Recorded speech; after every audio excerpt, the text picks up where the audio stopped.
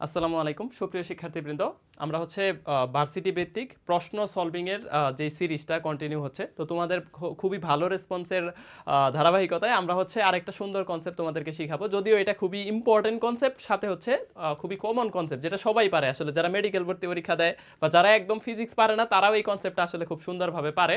তো তারপরেও আমি জাস্ট রিভিশন আকারে এই কনসেপ্টটা হচ্ছে, যেহেতু প্রশ্ন বেশি আসে এবং এই কনসেপ্টটা আসলে খুবই সুন্দর, যে স্থিতিশক্তি গতিশক্তির এত গুণ, গতিশক্তি স্থিতিশক্তির এত গুণ। ঠিক আছে, এত উচ্চতায় কত উচ্চতায় হবে এই জিনিসটা, এটা সিকের এটা আসছে দেখো 23-24-এ, যে এখানে প্রশ্নগুলো দেওয়া আছে কত উচ্চতায়, যে 1 কিলোমিটার উচ্চতা থেকে, খেয়াল করো যে 1 কিলোমিটার, প্রশ্নটা একটু দেখো, 1 কিলোমিটার উচ্চতা থেকে ফেলে দিতেছে বিনা বাধায়। ঠিক আছে, তো ভূমি থেকে কত উচ্চতায় স্থিতিশক্তি গতিশক্তির 3/4 হবে। তো এখানে কিন্তু বলছে যে স্থিতিশক্তি গতিশক্তির 3/4 হবে। তো ঝামেলাটা কিন্তু এই জায়গাতে, হ্যাঁ, যে স্থিতিশক্তি গতিশক্তির 3/4। তো এইখানে আমরা যেই সূত্রটা জানি আসলে, যে ধরো তুমি হচ্ছে এটাকে 1 কিলোমিটার বা 1000 মিটার উচ্চতা থেকে ফেলে দিছো, এই টোটাল উচ্চতাটা হচ্ছে 1000 মিটার। তো ধরো ভূমি থেকে এক্স উচ্চতায়, ভূমি থেকে কি বলতো এক্স এক্স মিটার উচ্চতায় আমাদের হচ্ছে, এইখানে আমরা যেই সূত্রটা জানি যে গতিশক্তি বিভব শক্তির যদি n গুণ হয়, গতিশক্তি বিভব শক্তির যদি n গুণ হয়, তাহলে আমরা সূত্রটা লিখি যে SBSL বা যেটা শর্টকাট সবাই ইউজ করে, যে তোমরা জানো যে এক্স যে উচ্চতায় n গুণ হইতেছে, আর এইচটা হইতেছে আমাদের টোটাল উচ্চতা, যে উচ্চতা থেকে কি করতেছে বস্তুটা ফেলে দিতেছে, এই টোটাল উচ্চতাটা হচ্ছে আসলে এইচ।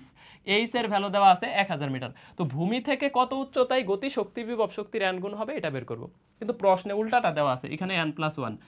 n এর পরিচয় হইতেছে গতিশক্তি বিভব শক্তির কত গুণ। একটা সূত্রই শিখো, আরেকটা সূত্র আছে যে NH/n+1, ওইটা আমাদের যাওয়ার দরকার নেই, কারণ ওইটা স্থিতিশক্তি গতিশক্তির কত গুণ ওইটা দিয়ে। বাট আমরা সবসময় অঙ্ক করব গতিশক্তি স্থিতিশক্তির কত গুণ।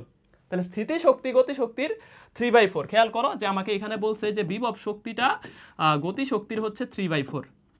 এখন আমি এই জিনিসটা স্মার্ট পিপলরা বলবে, ভাই তাহলে গতিশক্তি বিভব শক্তির কত 4/3।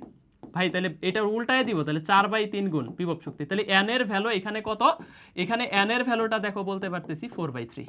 এই খুবই সুন্দর প্রশ্ন, এটা সিকের, এটা আমি হাতে করব, ক্যালকুলেটর যদিও ব্যবহার আছে, আমরা ক্যালকুলেটর ইউজ করব না। ঠিক আছে, তো দেখো এইখানে এইচ এর ভ্যালু আছে যে 1000 মিটার উপরে থেকে পড়তেছে, 1 কিলোমিটার মানে 1000 মিটার, যেহেতু অ্যান্সারগুলো মিটারে আছে, এবং n+1, তাহলে n এর মানটা এখানে বসাবো কত বলতো 4/3। ঠিক আছে, 4/3 + 1, তাহলে এই যে এখানে যদি লসাগু করো 7 7 আর 3টা উপরে চলে যাবে, তাহলে 3000কে আমি ভাগ করব আলটিমেটলি কত দিয়ে বলো তো 7 দিয়ে। ভাই 3000 কেমনে হইলো, এই যে দেখো এখানে নিচে 7, 4 3 7, 7 নিচে থাকবে, আর এই 3টা উপরে চলে যাবে, এই 3টা উপরে চলে যাবে, তাহলে এখান থেকে হচ্ছে আমাদের কত 3000/7। এখন ভাই 3000কে তো 7 দিয়ে ভাগ করতে পারবো না, হাতে পারবো না, পারবা, এটাও পারবা, জাস্ট তুমি 7 দিয়ে 30কে ভাগ করে দাও, 7 দিয়ে 30কে ভাগ করো 2 ঘর পর্যন্ত নিলেই বুঝতে পারবা যে ভাই 4 7 28। দেখো এইখানে হচ্ছে আলটিমেটলি, যেহেতু এখানে ক্যালকুলেটর ব্যবহার আছে, তারপরেও এটা তুমি দেখলেই বুঝতে পারবা যে অ্যান্সারটা কত হবে। তবে 400 করে 2টা অপশন আছে, এই কারণে আমরা সেফটি ইস্যুতে আমরা একদম মানে পয়েন্ট টু পয়েন্ট অঙ্কটা করব। তাহলে দেখো এখানে আমি যদি 2 নেই, দশমিক দিলে 20, 7 দোকানে কত হয় 14।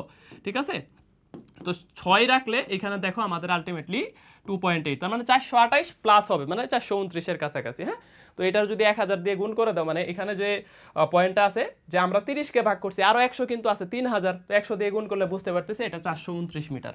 তাহলে এটার অ্যান্সারটা হবে কত বলো তো, দেখো 429 মিটার। হাতেই করে ফেলছি ক্যালকুলেটর ছাড়া। অনেকে আবার 420 দেখাইতে পারে, যেহেতু দুইটাই অপশনে আছে, ফর সিউরিটি আমরা একদম পয়েন্ট ধরে ধরে অঙ্কটা করে ফেলছি। নেক্সট প্রশ্নটা, এটা সিকের ওয়েটে এইবার আসছে।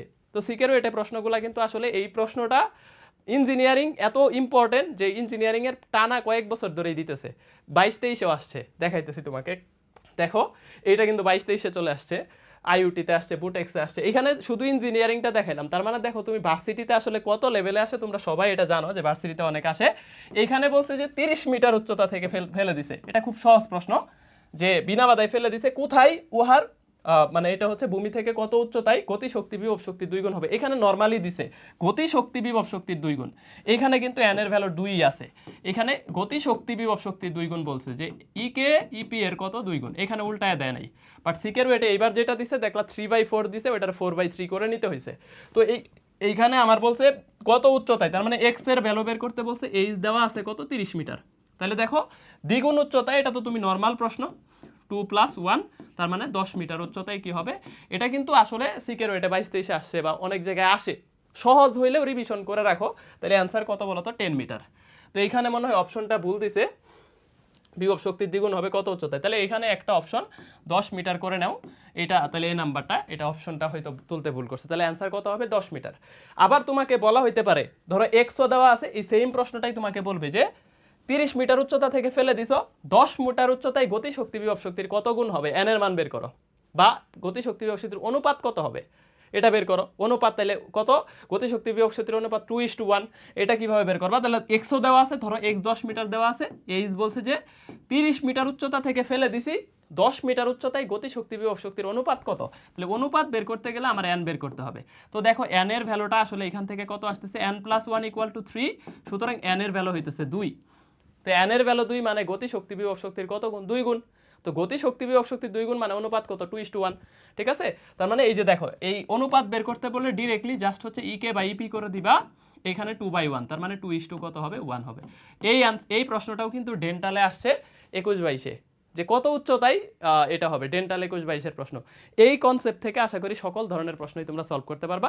আমরা এইভাবে একদম পুরা ফিজিক্স ম্যাথের ইম্পর্টেন্ট টপিকসগুলা একদম সুন্দরভাবে একটা একটা করে কনসেপ্ট আকারে তোমাদের শেষ করে দেবো ইনশাল্লাহ।